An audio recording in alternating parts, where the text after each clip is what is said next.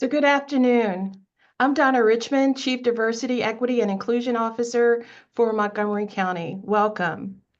Welcome to our speaker series expert panel discussion entitled Fostering Inclusivity, the Intersection of Faith, Work, and Understanding. We are fortunate to have with us today an esteemed multi-faith panel. They will share their insights about faith in the workplace and how we as leaders and colleagues can foster a culture of inclusiveness and belonging. We encourage you to add your questions to the chat. My amazing colleague, Terrence Barnes, will lead the panel in a Q&A at the end of this discussion. We are honored, extremely honored, to have David Eckert moderating our panel discussion today. I will allow David to introduce himself, but before I go, I do want to just once again thank everybody for joining us today. We know that you could be doing other things with your time, including eating lunch, and hopefully you will indulge in your lunch if you need to. But this is a very important topic to the workplace. It's important for employees, and it's certainly important for colleagues and leaders of organizations. So once again, thank you for joining us. David, I'll let you start. Good afternoon. It's good to be with you. Again, my name is Dave Eckert. I'm the director of the Intersect Division at Access Services, where we work at the intersection of faith and mental health, which also oversees the Montgomery County Multi-Faith Coalition. And I happen to also be a pastor at Grace Community Church in Chalfont. I'm going to go ahead and introduce each of the people on our panel. I won't be sharing their full bio, but we've provided those to you by email, so you can always look at those to see more of their background. But we'll go ahead and start with Rabbi Glenn Ettman. Rabbi Ettman is the senior rabbi at Congregation Or Ami in Lafayette Hill and has served as the campus rabbi in Florida, where he oversaw the Jewish educational programming for 3 major universities. Prior to that, Rabbi Ettman has been the senior rabbi in congregations in Oregon and California. And in addition to his congregational work, Rabbi Ettman is a pastoral counselor who served in the areas of bereavement, grief, and trauma. Also serving on our panel is the Reverend Carolyn C. Cavaness. Reverend Cavaness is a 4th-generation preacher and the first woman appointed as pastor of Mother Bethel AME Church, the birthplace of African Methodism. Prior to her historic appointment, she also served for a decade as pastor of Bethel AME Church in Ardmore, PA, where she led community initiatives in food security, mental health, and housing justice. Our next panelist is Imam Dr. Eslam Ahmed Mohammed Rakah. Dr. Rakah has extensive education in Arabic and Islamic studies. With a history of service dating back to 2004, Dr. Rakah is currently the Imam, Khatib, and lecturer at Norristown Islamic Society. He has also served as Imam and teacher and lecturer in such locations as Bahrain and the Islamic University of Minnesota. Our next panelist is Reverend Dwayne Mosier. Reverend Mosier has served as the pastor of the Reformed Church of the Ascension United Church of Christ for the past 29 years. Prior to this, he served Salem Zion UCC in Philadelphia for 7 years. Reverend Mosier is a member of the West Norristown Human Relations Commission and the board of the Friends of Montgomery County Library, Norristown. And finally, serving on our panel is Atul Sangal. Atul Sangal was born in India and currently lives in Ambler, Pennsylvania. His professional career includes working as physical therapist, where he specializes in treating disability in the elderly who are living in nursing homes. And he currently serves as a board member and also secretary of Bharatiya Temple. So thank you to each of our panelists for giving us your time today and offering your perspectives on this important topic. I just want to level set by starting by saying, what are our goals for this discussion today? And I want to name 2 that we hope to accomplish through this discussion. First, to understand why it's important to respect religious diversity in the workplace. And then second, to learn how to create welcoming and inclusive environments for all employees. So those are our goals, that why and how. Now, I want to start off by recognizing that some people would be confused by today's discussion. They would say, why are we talking about faith in the workplace? Like, isn't faith for the weekend worship services and work for the weekday workplace? And so I just want to ask, anyone can start here on the panel, what does it look like actually for someone's faith to show up in the workplace? Like, what are we even talking about when we say faith in the workplace? Well, I'll jump in. I mean, faith is not a weekend activity. Faith is an all the time moment. Those of us who are professionals in faith live this daily. And I think that of any consideration of anything that is relating to this is what's done here and this is what's done here is doesn't promote the fact that you need to be supportive of people who work for you, that they're a full person and that person is informed by who they are in the world and how they live. And I think that it's unfortunate if people really do feel that faith is, oh, that's a weekend thing, because certainly in our faith, there's there's prayers 3 times a day.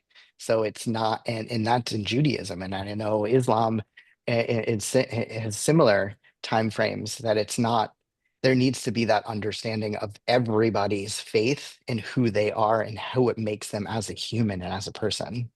Hmm.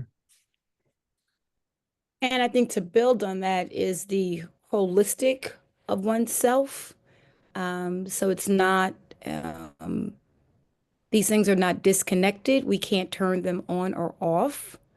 And also I would say it's probably our faith that helps us to work through and to be able to contend with and to bear what could be some of the challenges, and that there's a higher power that is giving us what we need to complete a task, or to be able to see or to keep hope alive, especially given in some of the professions, especially if we're first line or on the front line or helping persons through grief, or so something past myself that is helping me to come to this place and this space to be of good and to serve others. And so it sounds like, on the one hand, just we bring our whole selves to the work. And so you can't really divorce that part of ourselves from the part of us that is a professional in the workplace.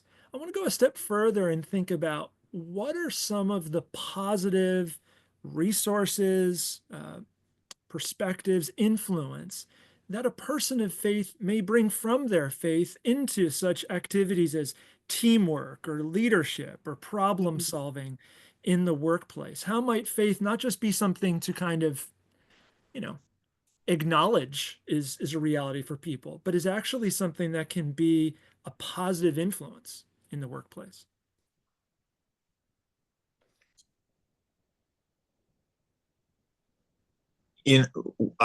One of the things we talk about in our church is that we can't quiet the world around us. We have to find ways to center ourselves and go inward. And I think a lot of times just that practice helps focus on what the issue before us is. And when you are in a habit of doing that daily in your lives, I think that's a clear benefit in the workplace. If we're able to sort of settle down and say, what do I need to do now? How do I respond to this situation?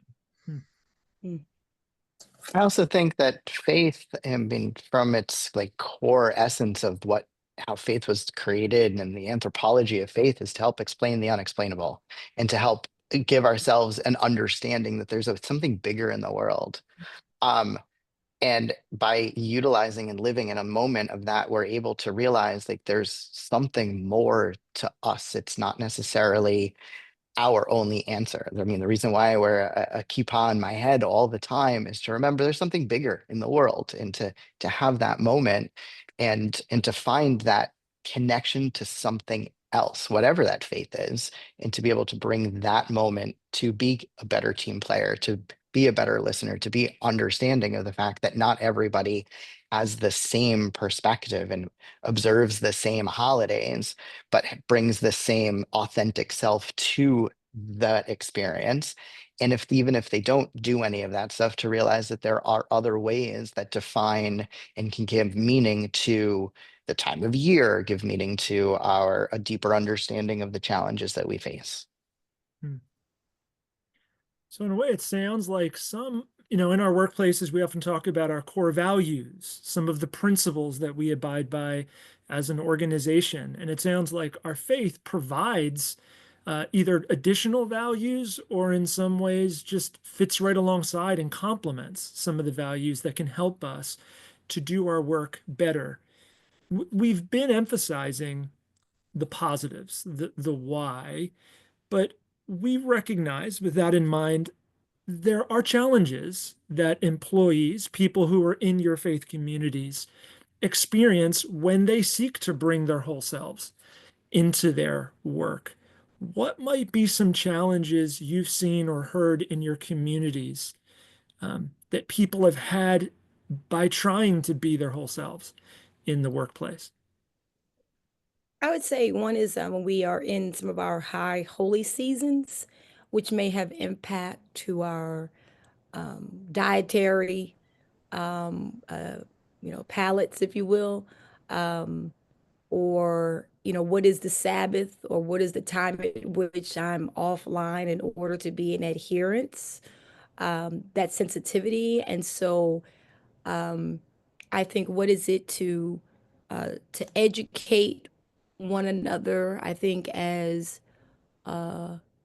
employers, who are in leadership, how do we create those spaces, but also to help that those provisions are made available, those accommodations, and that we just don't do for some, but for all. And so what does that mean?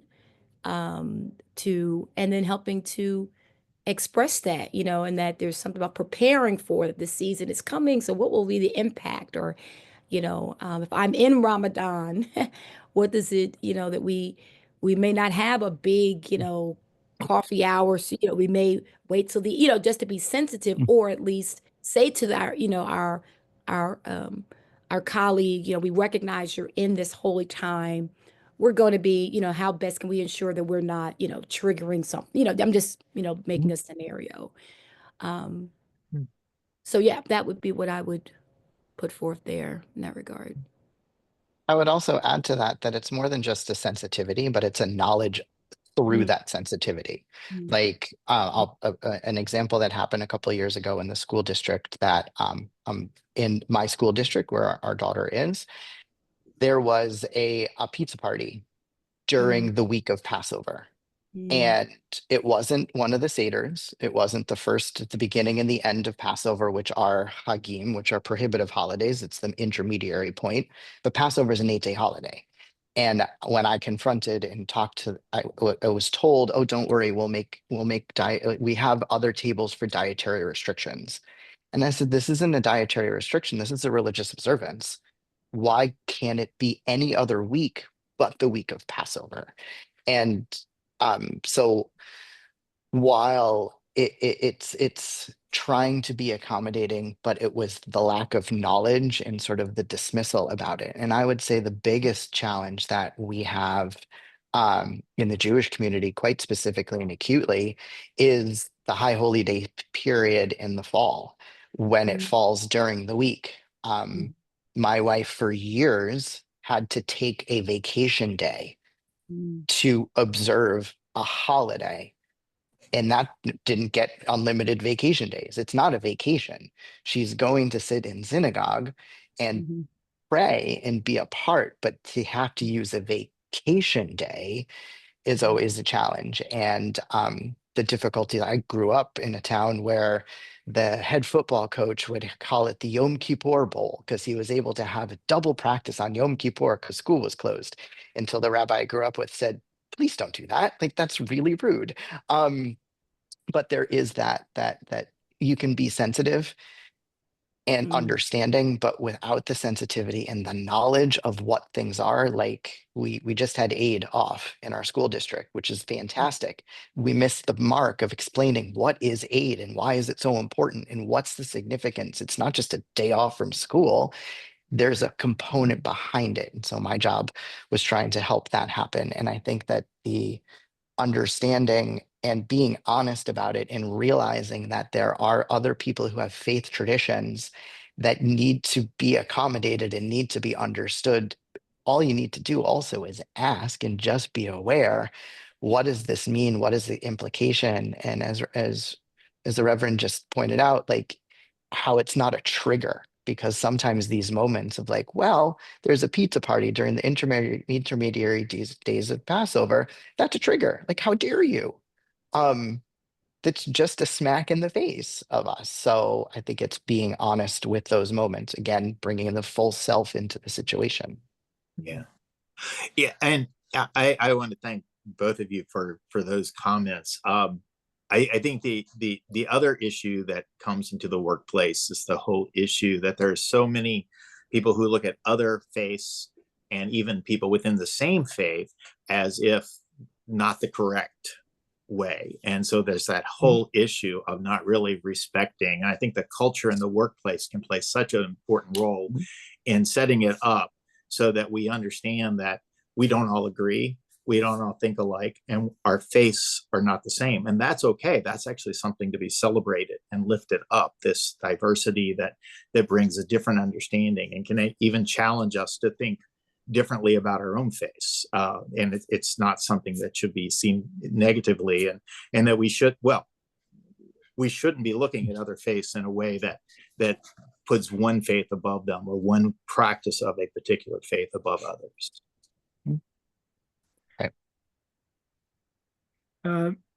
Dr. Rakah, are you on the call with us? We'll come back to Dr. Rakah. Yes, I'm here. I was trying to fix my problem with the camera because I think there's something with my phone, the settings of the phone or something. No worries. We just wanted to make sure we heard from you. If you had any thoughts on this last, part of our conversation where we're talking about what are some of the challenges that people from your faith community have experienced in seeking to live out their faith within the workplace. And I wasn't sure within the Muslim community if there might be any reflections you've had. In fact, because most of people in our community are from like different regions and different races, different countries. They came from different background. Yeah, most of our community are from African American. Some of them are Arab, some of them are Pakistani and Indian, and we are all worship together in the same place. And this is a good point that, according to what you mentioned, from acknowledge, knowing each other, getting closer to each other, understanding each other, and this what God told us to do, to understand each other, to be kind with each other. But the challenge related to this, that that when you grow up with specific traditions or specific food or something, then you come to the community to share it with others. Maybe it will be strange, and some of them can accept this, some of them not, because they didn't use to it. And you cannot expect the reaction from everyone. about this point, especially during the month of Ramadan that we are having a celebration every day, and we have gathering for the food we eat together. And sometimes the food like is very spicy, and some people they used to have this food. But even though we are enjoying our time together, we understand these differences. We are trying to go over it. So this one of the challenges. Also because we have from time to time we have new members to our community from people who used to live in another country, so they are new to the country here. They don't know the law, they don't know, they need someone to help them with the immigration and these the papers, the documents. So this another thing. It's a challenge for a lot of the members of the community. Also, we have some of the members who used to live like hard life because um, we don't have Islamic schools in Norristown. We don't have Islamic school in Norristown. We need Islamic, at least part-time school to teach the community the religion correctly, because there are a lot of thoughts and different opinions coming here and there, especially through the internet. And um, we face sometimes that a lot of Muslims who join to our community from time to time, they have misunderstanding of the religion, and they cannot represent the religion correctly because of this misunderstanding. Yeah. So But- these are some of the challenges that you yeah, are. yeah. That's helpful. It sounds like some of what you shared was both that employers can be helpful to employees who may not understand some of the aspects of the law that go with the workplace. But it's also important for employers and coworkers to learn about some of these different faiths, since they're going to be working alongside people in their workplaces who are all coming from different places. Also want to touch on, what was shared about the challenges with certain holidays and holy days being respected. I know that some organizations have been doing more with floating holidays as an approach in which they're allowing people to choose which holidays coincide with their own faith traditions. And I've heard a lot of positive feedback in different organizations, including my own. Now, I want to move in a little bit of a different direction where there are several people on this webinar who are employers, and they're wanting to think through these issues, but they might also be wondering, if we get carried away thinking about faith in the workplace, talking about these issues, what about the fact that I need my employees to just do their job? Like, what does it look like to balance out developing a workplace culture that's welcoming to people of diverse backgrounds, but that also is professional? Would you offer them any sorts of reflections on how they can hold those together? I think it's a nice parlay from the last idea to this one, which something that I was thinking about, and one of the things. So I'm also a writer, and one of the things that you learn in creative writing classes is what Chekhov explained. You show, don't tell. Show what it means to be accepting and welcoming. Don't just say, sure, it's a floating holiday, you can do what you need to do, and then expect something else, but to show your full authentic self, to be understanding and to ask questions. I mean, to me, the that old adage, you're not supposed to talk about religion and politics, has created a culture where people are afraid to talk about religion or politics unless they're online screaming at each other. So we need to talk about these things and to be understanding. And I think that, again, at the very beginning, faith helps frame so much of who people are.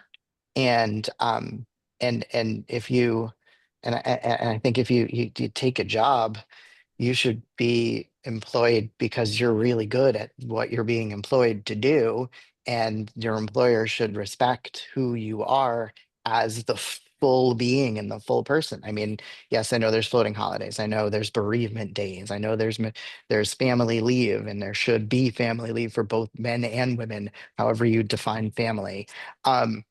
Because those are issues that relate to the full self of who we are. And I think that being understanding and asking, what does this mean? I see you're taking this day off. How can I be understanding of this?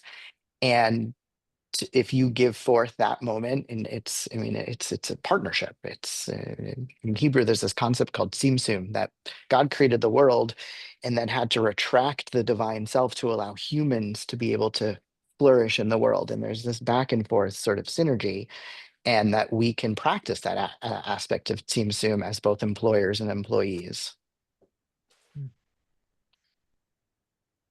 I think also around human dignity and affirming the humanity of all. And how do you also creating a space for vulnerability? So people feeling celebrated, feeling safe. I mean, even for within traditions where there may be, particular garment or, particular symbolism, maybe on my key, on my cubicle, I want to put my, maybe a little menorah around Hanukkah time or a cross, right? I mean, do I feel that I am, or some traditions even call for some level of an altar, right? Or be able to have my prayer book publicly, So how do we provide and say that that is okay for you to, and respecting that and creating opportunity for sharing and learning. And so I think too, for an employer to show, oh yes, this is how I observe, or this is what this holiday means for me and my family. What about you? So Yeah. And we had a situation in our church where an employer that employed several people that were members of the church created a schedule that would get published, and it gave no regard to the people's faith and whether or not they were active. And yet it was a community that wanted to promote good community relationships, but when it came to faith, that was totally not considered. And I'm like, so if you have a good employee and they're coming to you, or welcome them to come to you and talk about, well, my faith tradition meets at this particular time. Is there a way I can work out that in the schedule so that I can be my whole self, and I will continue to do a good job. I mean, and I think if we encourage people to be part of the community, the faith community, the local community, the work community, we're going to have better employees. I like that idea of advocacy is important, but let's make sure our advocacy is also bringing with it quality work, because that speaks in a way that our words can't alone anyway. One of the things that was brought up, a couple of pieces I want to tie together. One, Reverend Mosier, you talked about the idea that people come sometimes with a perspective that is maybe looking down on people of another faith tradition. Rabbi Ettman, you talked about one way we sometimes deal with some of this conflict is to just say, let's not talk about that here, sort of the religion and politics side. But I can kind of understand why some employers don't want to. And I'll set the question up this way. I remember an employee talking to me in my own organization about frustrations with how certain people were responding to certain Supreme Court rulings publicly at staff meeting. And I've seen relationships in the workplace be damaged through different perspectives on global conflicts. And so it can be easy to think, let's just not allow those parts of us anywhere near people who might think differently than we think about these things because of potential conflict. So how should employees, people in your faith communities, handle discussing issues over the proverbial water cooler? How should we engage each other when public events maybe bring some of these differences right into our workplaces? I think if we had the answer to that question, we could like solve all the problems of the world. That's one of our goals for today. Right, exactly. In an hour. Woohoo. No, I think that I like look, you point out something, and when I teach a lesson on anti-Semitism and the deep history and allyship, everybody in life comes in life with implicit bias. We all have opinions about things. I'm a big musical theater fan. Great play, Avenue Q has a whole song. Everyone's a little bit racist, and it's all about implicit bias. It's the fact that people need to not like act on that. And I think that what it comes down to with this very specific question about how do we address it, and it's a frame, it's an educational frame that I work with often. When you ask a big question, you're not necessarily looking for the answer. You're looking for an authentic experience about it. Big questions are, how do we embrace religion in the workplace? Big question is, how do we understand certain things that are happening out in the world? There's a lot that's going out in the world. There's a lot of opinions. There's a lot of gray areas. Social media has destroyed the concept of multiple opinions at the same time. But being able to enter into a conversation, not necessarily striving to have the answer, but to find the experience, the understanding, the feelings, and to honor that and to listen to that, I think is a way to help other people feel comfortable, as well as to promote that holistic environment, because many people approach things from that religious perspective. There's all differing religious perspectives. I mean, Judaism has different denominations. I'm a proud member of the Reform movement, very purposely, very consciously studying all different elements of Judaism. So the progressive sides in how we approach is I think an important thing, and to ask that question and to be curious about it, not in an argumentative way, but like you pointed out, the Supreme Court decisions or things that are happening daily. How can we enter that moment and learn from each other, or at least hear each other? Whether you're going to agree or not, that's up to you and how you vote and how you advocate personally. But how can we understand the holistic environment around us? And I would go further with that around, especially from the standpoint of being an employer, of being proactive. And so if we know that these are, I mean, even as clerics, like we have to be proactive within our congregations and communities. So if there has been some, unfortunate, we're proactively thinking about, or how do we have, to be able to respond or be able to undergird, or helping to set a sense of how are we going to manage this within the office, right? And also naming, calling it out, right? And calling people in. That some may be on this side and some, I mean, I think about, the day after the election. I mean, that was definitely a very interesting day for all of us. And so, but I had to go to work that day. And how do I, so as an employer, how do we, what are the values? What calls us together? What do we hold to be important? So I think we're also holding that some of this work is happening in professional development, and what is our mission? How do we handle if there are grievances? Um, what are my rights? Where do I go and who do I talk to if I feel that something has crossed the line? Because we also are people and people are different and there's a diversity of, responses and inclinations. But I also think that, we also are here to try to get a job done too. And so I think that's also important, I think, for employers to be proactive and doing groundwork to be able to support this type of culture. So in a way, an institution's mission might be a real unifying factor amidst the differences within an organization. And some of the values they tell you when you enter into a job, we might be able to go back to, is what I'm hearing from you, Reverend Cavaness, when it talks about being proactive. What might be some other, under this idea of being proactive, what might be some communication skills even, or qualities that you'd want your people in your faith communities to be proactive about practicing within the workplace so that they can navigate difference when it comes up? Well, I think it's a rabbi's point, understanding, the various holidays, what it means to observe.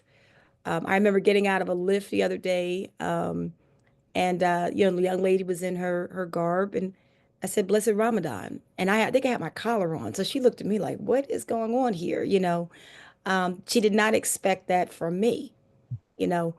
Um, but it's being, I would have where I would, send out Hanukkah cards, to my Jewish brother, siblings, Hanukkah cards, or during Passover, right? Just again to that I'm holding you, and then I've had that exchange this way too, for Easter or Christmas. So I think again, just showing that you recognize, or what does it mean to celebrate within, like, can you bring a certain dish, or what, can we do the dreidel song together? I mean, again, just to try to, because it helps to really put some meat on this. And also when we have, for our families or children, I mean, the fact that Rabbi, when you brought up about, folks had off Monday for Eid, that was unheard of. I'm certain 5, 10, 20. I mean, that would have been like, Yeah. what? So but it just shows how, that this is real, and it's in our face, and we just can't disconnect from it, and it's permeating everywhere, you Mhm. know. So yeah, I'll stop talking. I think, go, sorry, go. Reverend Moser, go. Oh, okay. Well, quickly, I think building relationships ahead of time is so vital within the workplace and within faith communities. If you're going to deal with things typically difficult issues, then we need to have relationships that are built, and we need to recognize we need to listen to one another, spend as much time listening and hearing one another's stories. This Lent, that's what we're doing in our community, is we're sharing stories. As we listen to the stories, we read from scripture. We're also talking about our stories. We had and if something happened at one of our men's group where it was pretty one-sided, and one person spoke up and said he didn't really agree with anything that anyone was saying, and that had a much more narrow perspective than he was accepting there. And that on the following Sunday, a woman stood up and shared that she had lost her job working for the Department of Education. Wow. And he came out and he told me that the first thing he did, I said, I want to let you know, I went and I spoke to her about that. And then he told a story about how painful it was when he worked for a company that started just letting people go. And I think so, knowing people and listening to one another's stories is so important. And I think in the workplace, just building those relationships where people know who each other are and they respect one another when these things come up, they have something, they have something invested in the people that they're working with. And I think adding to that, just creating that culture across society, like Reverend Cavaness, it's sad what you said about getting out of the lift. It is sad that your Lyft driver was taken aback when you wished a blessed Ramadan. That, like, well, why not? Like, why wouldn't you? If you make these connections, it's sad that some people who live in and affiliate with minority, vulnerable, not communities have a guard where someone's like, oh, that there's that openness, that's something that I think we all, as religious leaders and helping other employers in this multifaceted world, to be able to understand exactly the talking, the understanding, the showing, the being there. was honored years ago I was the rabbi of a Catholic hospital because every Catholic hospital needed a rabbi. And the priest and I, we always jokingly but lovingly, like, sure, I'll take out Holy Week. Sure, I'll work all the hours as long as you work all the hours during Rosh Hashanah and Yom Kippur. And it was a nice synergy, but also we talked about sports.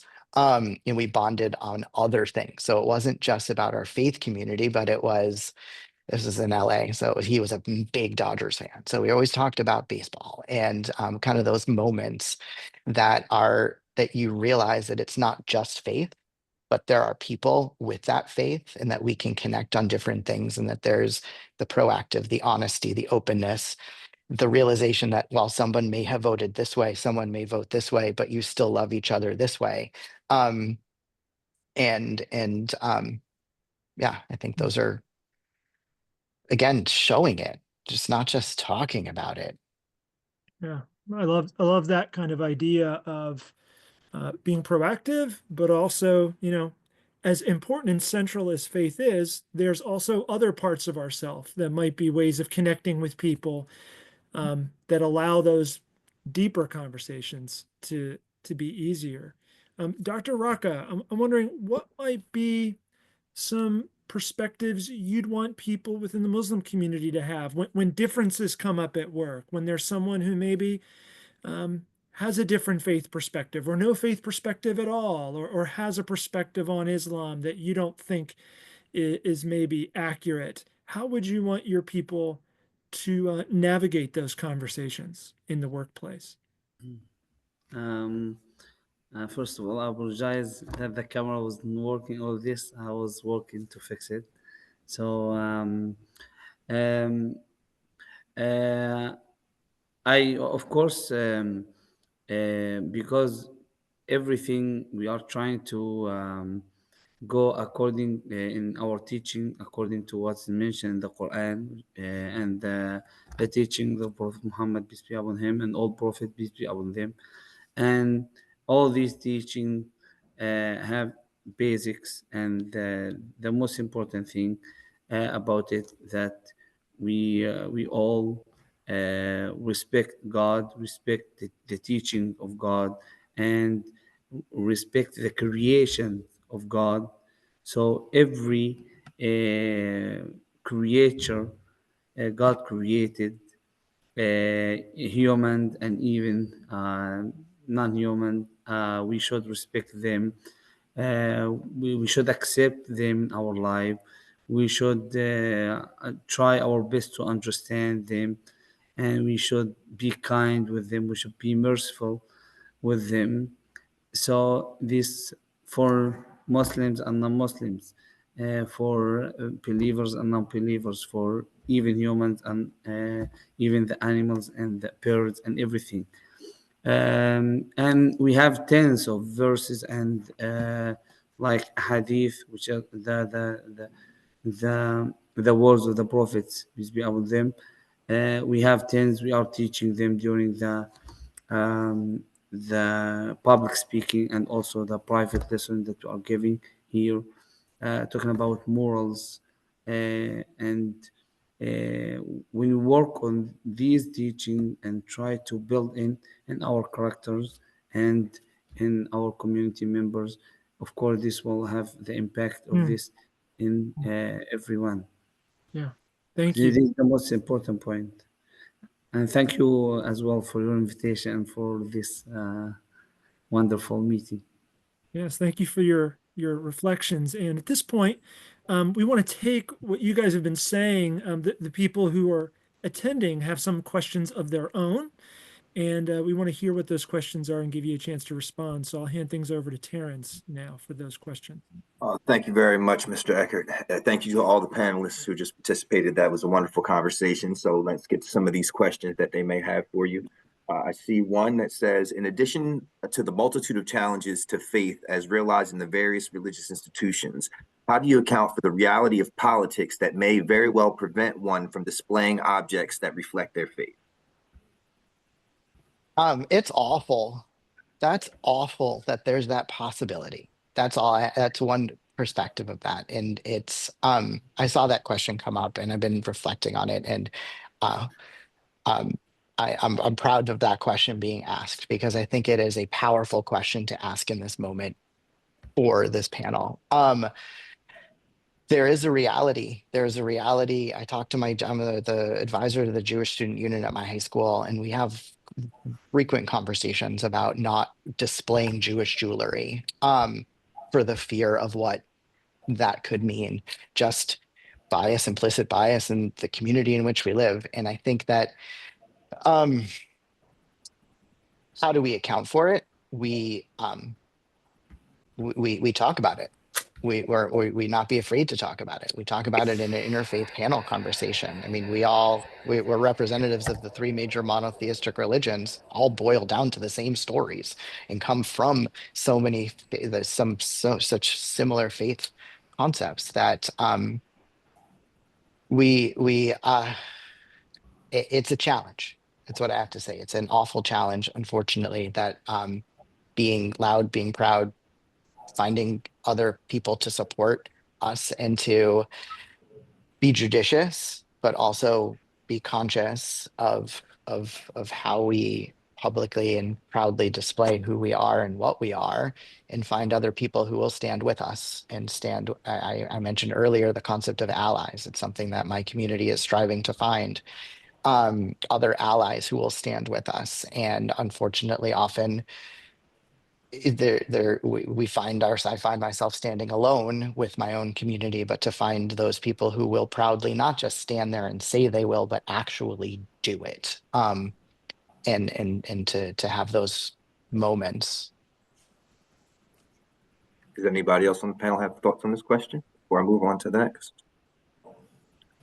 So there were two questions in here that kind of go together. There was a question that says, Reverend Cavaness mentioned creating a safe space and psychological safety. How can we ensure that our workplace is a safe and inclusive space for people of all faiths and of no faith? And the second one that goes right along with this is that they are currently a part of the company's DEI group, and right now they have a resource in place that is trying to include everyone and everything. The struggle they're finding is that it's very broad and hard to nail down how we actually support fellow employees. So do you have any advice on how to foster a fully inclusive environment without excluding others?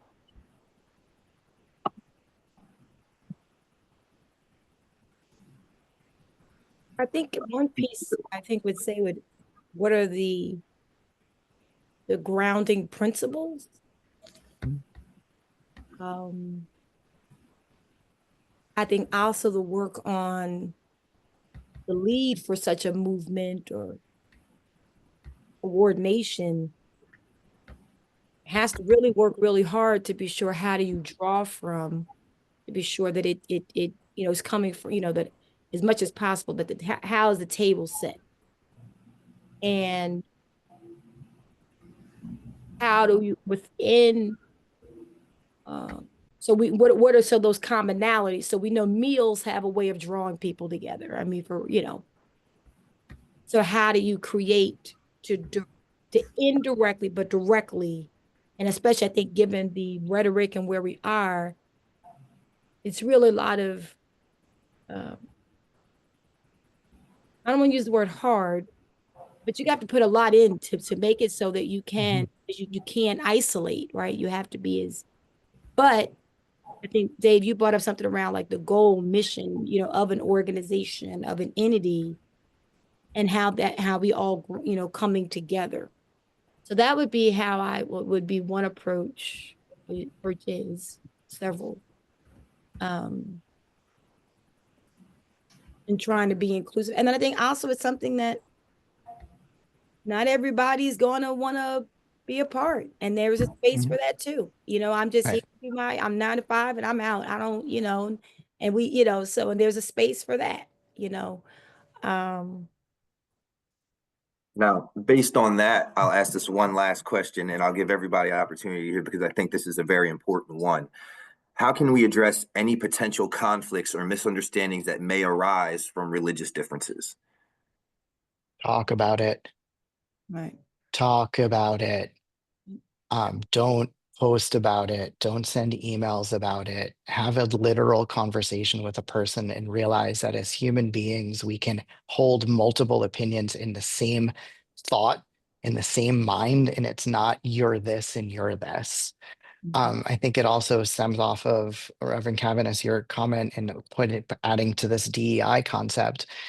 One of the things that we learned in rabbinical school so clearly is if you try to be all things to all people, you end up being no one to nothing.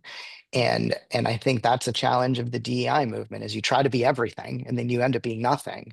So how can we find that middle ground and how can we show up?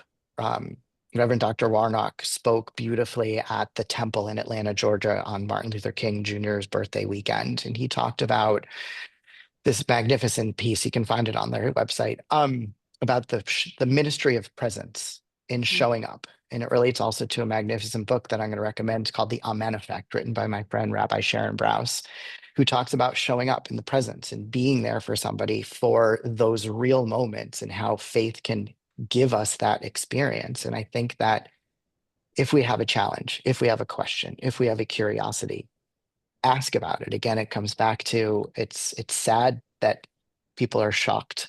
A Muslim woman was shocked that you wished a blessed Ramadan. It shouldn't be. It should be just sort of like something that we do because we're people, we're humans, we have different faith backgrounds, and having that conversation, having that understanding. Many years ago, I had a congregant and we differed on one major issue, massively differed.